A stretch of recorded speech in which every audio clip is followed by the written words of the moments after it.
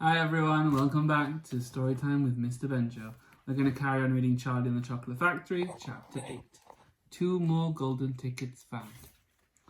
That evening, Mr Bucket's newspaper announced the finding of not only the 3rd golden ticket, but the 4th as well. 2 golden tickets found today, screamed the headlines. Only 1 more left. All right, said Grandpa Joe, when the whole family was gathered in the old people's room after supper. Let's hear who found them. The 3rd ticket, read Mr. Bucket, holding the newspaper up close to his face, because his eyes were bad and he couldn't afford glasses. The 3rd ticket was found by Miss Violet Beauregard. There was an excitement in the Beauregards' household when the reporter arrived to interview the lucky young lady. Cameras were clicking and flashbulbs were flashing, and people were pushing and josting and trying to get a bit closer to the famous girl. And the famous girl was standing on a chair in the living room, waving her golden ticket madly at arm's length as though she was flagging a taxi.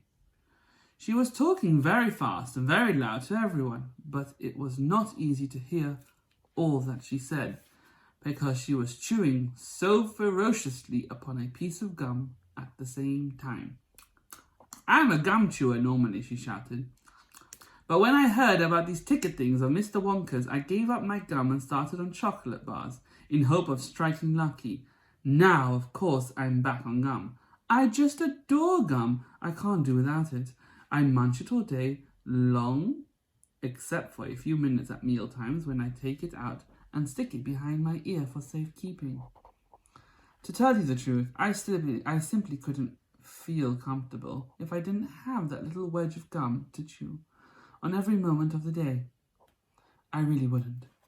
My mother says it's not ladylike and it looks ugly to see a girl's jaw going up and down like mine do all the time, but I don't agree. And who's she to criticize anyway? Because if you asked me, I'd say that her jaws are going up and down almost as much as mine, just up from yelling. Now, Violet, Mrs. Beauregard said from the far corner of the room where she was standing. All right, Mother, keep your hair on, Miss Beauregard shouted. And now she went on, turning to the reporters. It may interest you to know that this piece of gum I am chewing right at this moment, I've been working on for over 3 months solid. That's a record, that is. It's beaten the record held by my best friend, Miss Cornelia Princemental. And she was furious. It's my most treasured possession right now, this piece of gum. At night time, I just stick it on the end of my bedpost, and it's good as ever in the morning. A bit hard at first, maybe, but it soon softens up again after I've given it a good few chews. Before I started chewing for the world record, I used to change my piece of gum once a day. I used to do it in our lift on the way home from school. Why the lift? Because I liked sticking the gooey piece that I just finished with onto one of the control buttons. Then the next person who came along and pressed the button got my old gum on the end of his or her finger. Ha ha! And what a racket they kicked up, some of them. You get the best results with women who have expensive gloves on. Oh yes, I'm thrilled to be going to Mr. Wonka's factory, and I understand that afterwards he's going to give me enough gum to last me for the rest of my whole life. Whoopee! Hooray! Beastly girl, said Grandma Georgine. Despicable, said Grandma Georgina. She'll come to a sticky end, that one, chewing all that gum. You see if she doesn't. And who got the 4th golden ticket? Charlie asked. Now let's see. And Mr. Bucket, peering at the newspaper again. Ah, yes, here we are. The 4th golden ticket, he read, was found by a boy called Mike TV. Another bad lot, I'll be bound, muttered Grandma Josephine. Don't interrupt, Grandma, said Mrs. Bucket. The TV houseboat, said Mr. Bucket, going on with his reading, was crammed like all the others with excited visitors when our reporter arrived. But young Mike TV, the lucky winner, seemed extremely annoyed by the whole business. Can't you fools see I'm watching television? He said angrily. I wish you wouldn't interrupt. The 9-year-old boy was seated before an enormous television set with his eyes glued to the screen. He said, and he was watching a film. in which one of a bunch of gangsters was shooting up another bunch of gangsters with machine guns.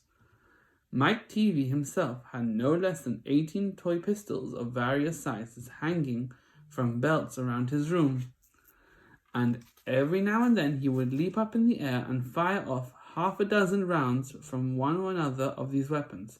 "Quiet!" he shouted when someone tried to ask him a question. "Didn't I tell you not to interrupt?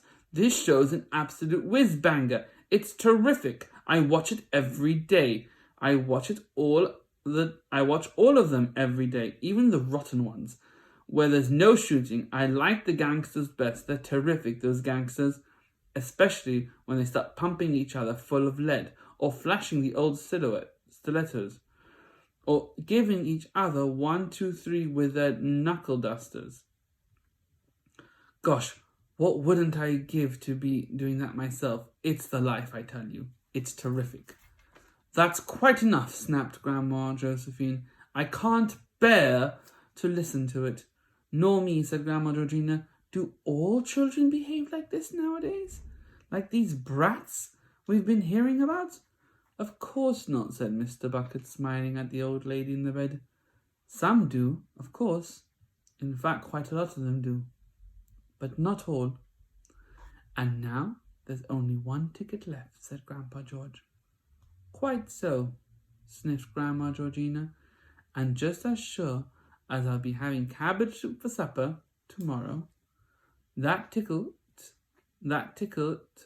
will go to some nasty little beast who doesn't deserve it." That was the end of chapter 8. Who do you think's going to get the last golden ticket? We'll find out next time.